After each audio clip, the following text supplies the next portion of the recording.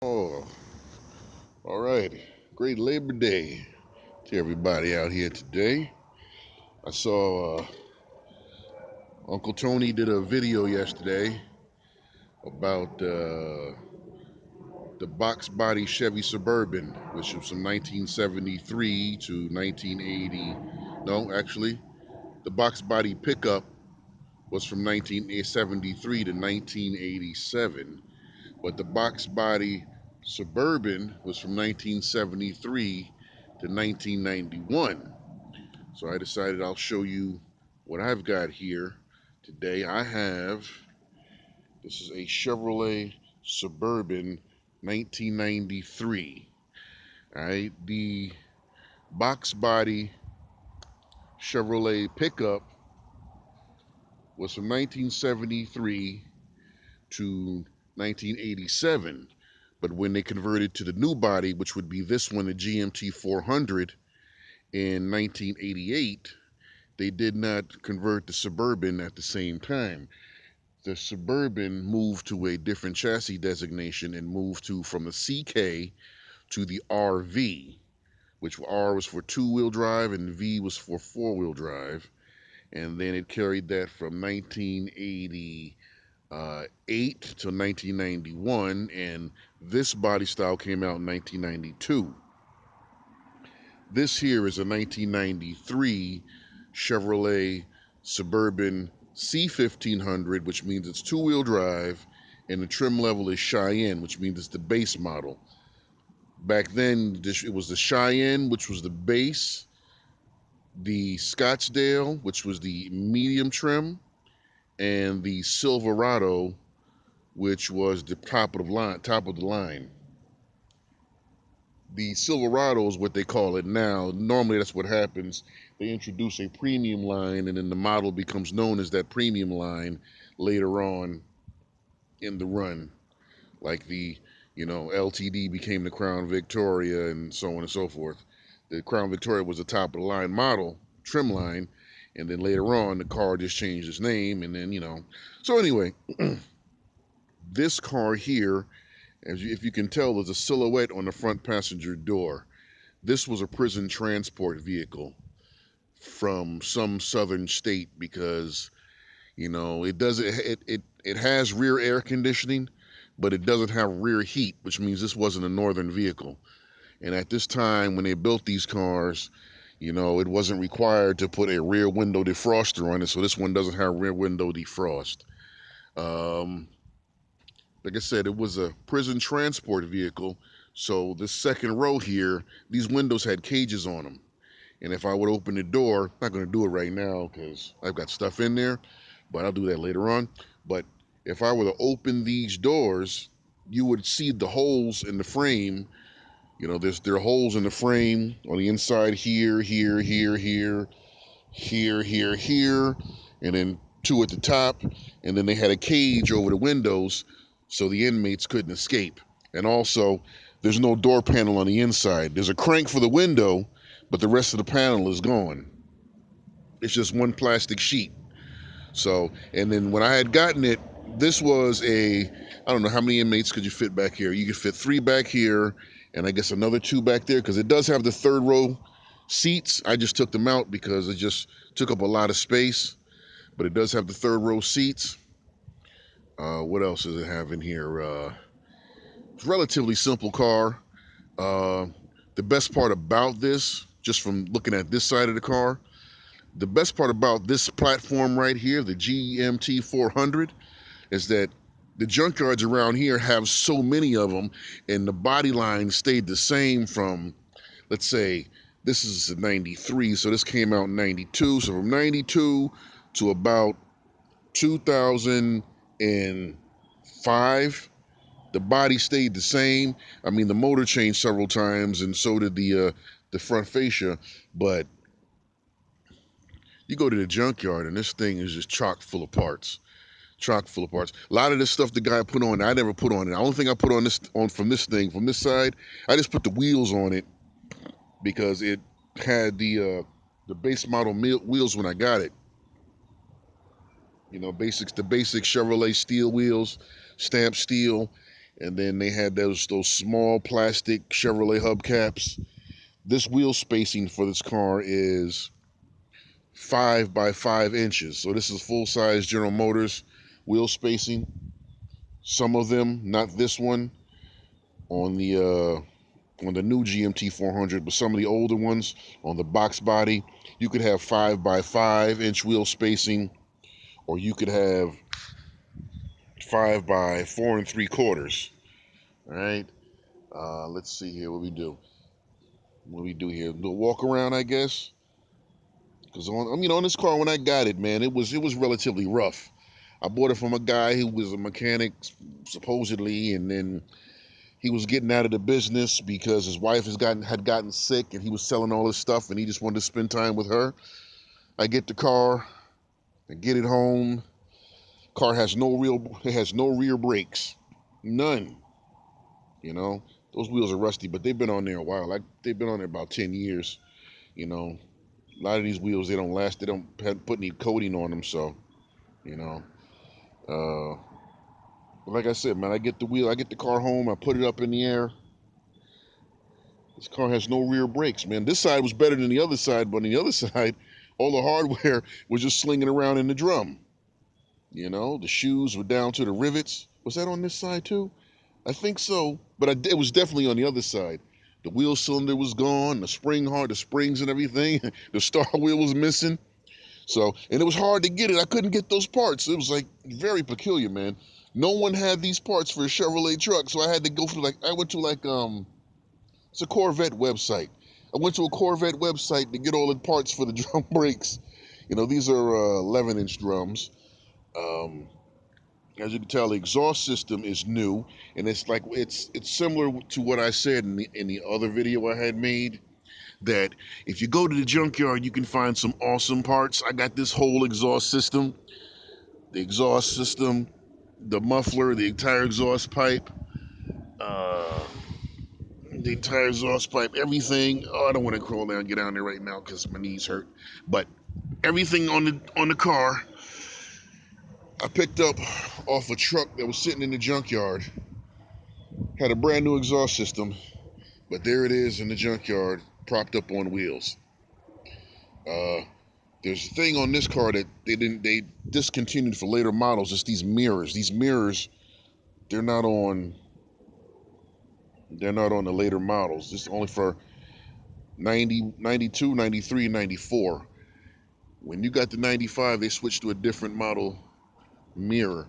The seats in the car, I'm show you. I guess I can show you the front seats if I can get in there. Can you get in there? Can you see there? Can you see? No, you can't see. Anyway, this had those cheap plastic seats, you know, the vinyl seats. And being, like I said, it was a prison transport vehicle, and it had several different drivers. That seat had a hole in it. It wasn't a hole in it, but it was like a pit. You sit in it, and it's like you in the pit. So I got these seats out of a C1500 pickup. It's a pickup, and I also got the blower motor out of that pickup. This is what I'm saying. You get these cars, and then you go to the junkyard, and the junkyard has everything you need for this body style. This is why it's a great truck. I come around to the front. I changed the grill twice. This is a work truck grill. I have another one that doesn't have these little mesh nets in it. You see these little mesh nets right there? I've got another one that doesn't have those mesh nets. So that would just tell you the year of work truck that the grill came from. This would be like a post 2000 work truck. And then the earlier work trucks, what it would be doing, it would miss these mesh nets here, and it would also be missing this rib right here. So it would just go straight across. I'll have to show you that one right there. This one had the it was very, I mean, if you see the ones from 92, 93, and I don't believe they had it for 94, but 92 and 93, if you see the Suburbans from then, you know, the base model, the ones with the sealed beam headlights, that is not a good looking face. I mean, I had the grill, and then what happened was I had the car parked on the street, and they whacked into the bumper, and then, could you believe this is a steel bumper? Somebody hit this bumper so hard when the car was cracked, that they pushed it in and bent it out, right? And when they did that, there was a hairline crack going all the way down the grill. So, like I said, the junkyard is a bastion of cheap parts for these cars. So what I did was went to the junkyard, and you can find work truck parts and regular Chevy parts all over the place. There's only so many times I cannot tell you about the benefits of going to a U-Pull-It, especially if you have an American car and you know what I mean, maybe not even an American car, but just the fact that if you got a truck and you're going into, well, the junkyards I go to are in Pennsylvania, and this truck is very popular in Pennsylvania. So it'll get up in there and, you know, you'll get all the parts you want. So I went to the junkyard. I got that front bumper, which somebody had painted. They had painted black. So I got the bumper there, and I got that rear dam, this air dam. No, did that come with it? I can't remember. Was that on the other old one? You know, I can't remember if the air dam came with this or if I got it when I replaced the bumper. But I know I got the grill and the bumper from the junkyard when the guy smacked into the front of it, and I already had the sealed beams in there. And then so you figure this is a two-wheel drive, right? So figure two-wheel drive, C1500. It would most likely have a 350, and I'll open it up for you. And yes, as you can tell, Chevrolet 350. Here's a problem here, though. I replaced all these air conditioning components, right? That compressor is new. All right, that the receiver dryer is new, but here's the problem. Let me go down here and I'll just show you tilted right here. I had to seal off the line because they don't make the hose anymore. Chevrolet, General Motors doesn't make they don't make the air conditioning hose for this car anymore. And you ask me, how do I know? Because at the same time I was doing this job, I had an interview at a Chevrolet dealership upstate. So who's a better source than the Chevy dealer? Went to the Chevy dealer, and we went through the whole parts catalog, and they don't make the air conditioning parts anymore. So I have not been able to repair the air conditioning. On this car, what did I do here? When I got it, you know, the hood latch was all, it's all grimy now because it's been sitting for a while.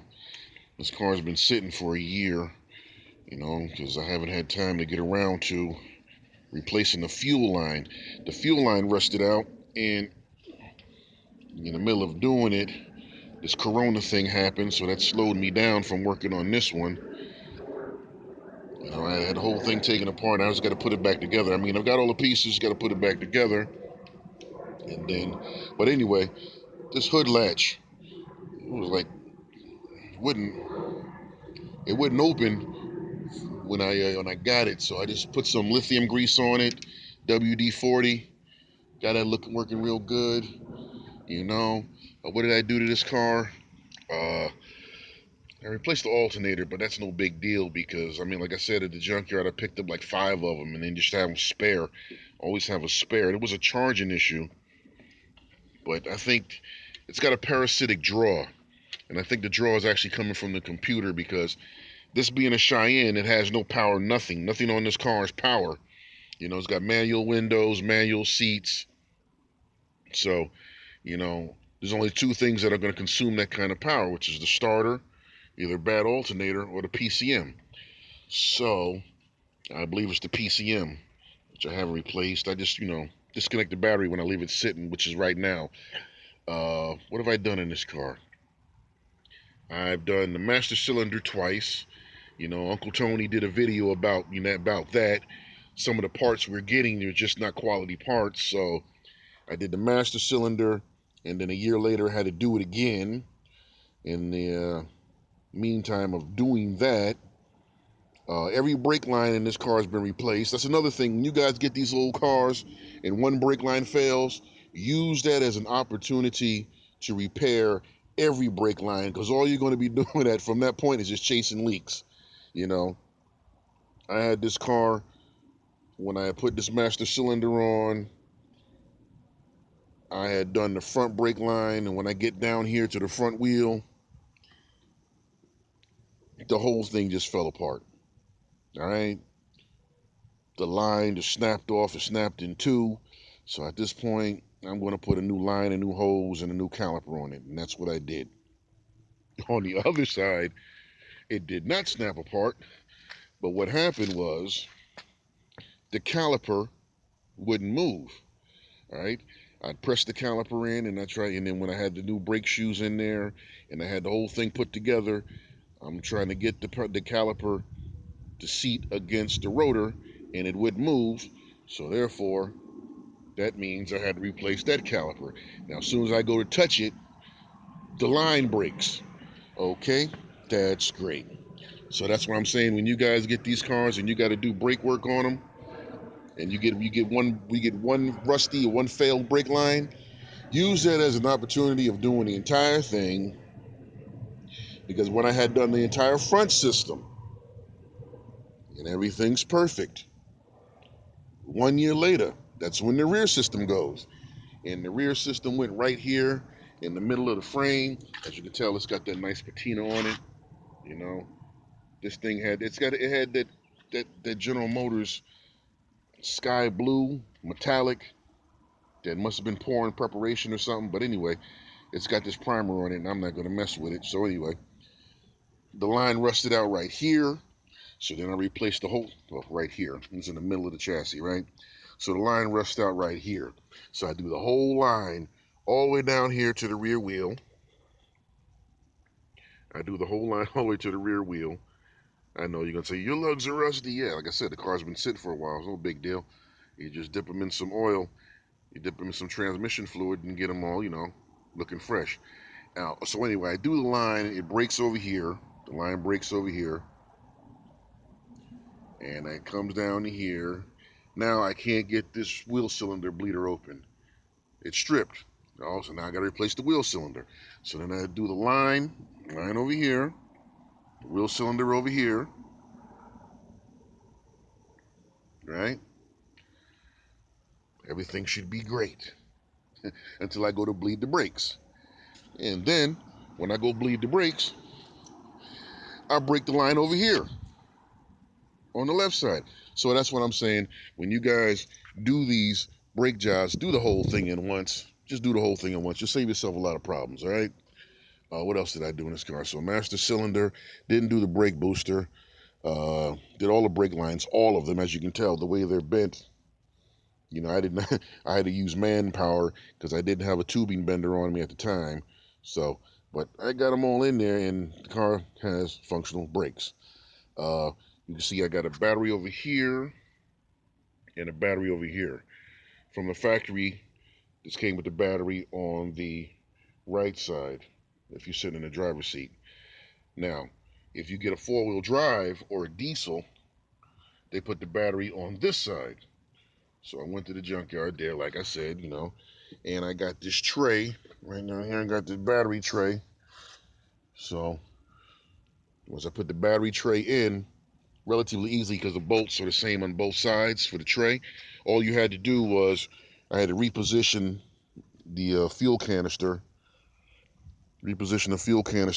up here on the high part of the fender. See, once you reposition the fuel canister, then you run the tubing for your fuel vapor line. Right, you're gonna probably have to put an extension in there, maybe 3 feet of extension if you don't have enough. But you run the tubing for the fuel vapor line. So, but that line goes to the fuel tank also. So that's the line that I'm missing to put this back together. This is like windshield washer tubing. This is like windshield washer tubing right here. So I got to go pick up some more of this, and then once I get it, then I can put the entire fuel system back together because I have to drop the tank and then run new lines, the send line and the return line. And for those of you that don't know, the send line will tend to be larger than the return line because the send line is going to be under pressure.